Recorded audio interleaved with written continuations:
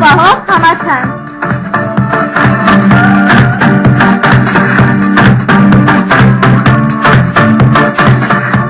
Առօրյա ինտերնետից օգտվողների թիվը ավելանում է, իսկ համացանցը գնալով վտանգավոր և հետաքրքրաշարժ է դառնում։ Ինտերնետի միջոցով մարդիկ կարողանում են շփվել աշխարհի մի ծայրից մյուսը։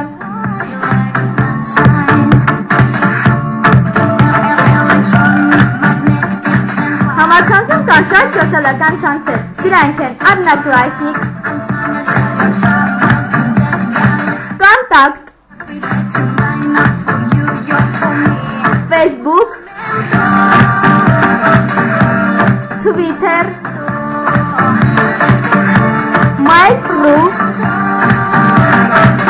Skype և այլ շատ սոցիալական ցանցեր։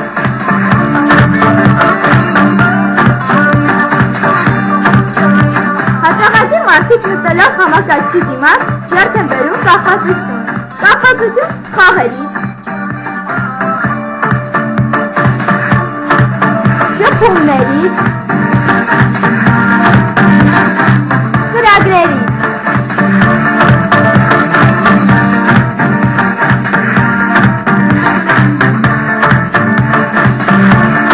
Համացանցում կան շատ վտանգավոր կայքեր, որը կարող է խախտել համակարգչի աշխատանքը։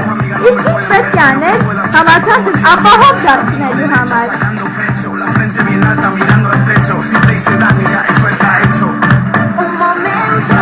Շատ տվյալներ չվստահել համացանցին, շփվել միայն ծանոթ մարդկանց հետ, չպատասխանել անծանոթներին և գցել սերտուցակ, օգտվել հակավիրուս ունեցող ցանցերից։ Եթե ստանում ենք անծանոթ հասցեով նամակ, ապա անհրաժեշտ է չկարդալ այն և ջնջել։ Եթե այս կանոնները չխախտես, համացանցն ապահով կդառնա քեզ համար։ Ինտերնետում կան շատ վիրուսներ և հակերներ, որոնք կարող են սպառնալ ձեր նամակների միջոցով և գումար կորզել ձեզնից։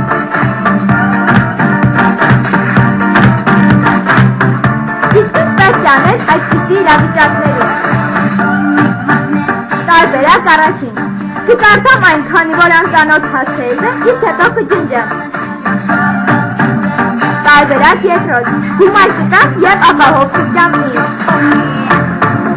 Չեմ կարդա նամակը, քանի որ այն անծանոթ հասցեից է, կջնջեմ, իսկ հետո հասցեատիրոջը սև ցուցակ կուղարկեմ։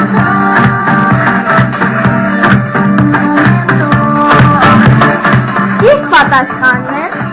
չեմ կարդա նամակը, քանի որ այն անծանոթ հասցեից է, կջնջեմ, իսկ հետո հասցեատիրոջը սև ցուցակ կուղարկեմ։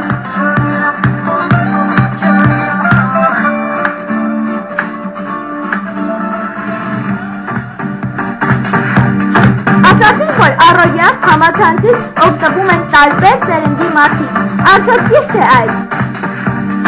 Ոչ։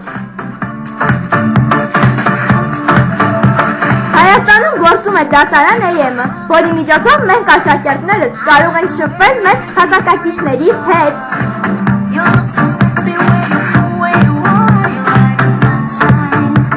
Բացի համակարգից կան շատ հետաքրքիր զբաղմունքներ, կաղեր խաղալը, սպորտով զբաղվելը,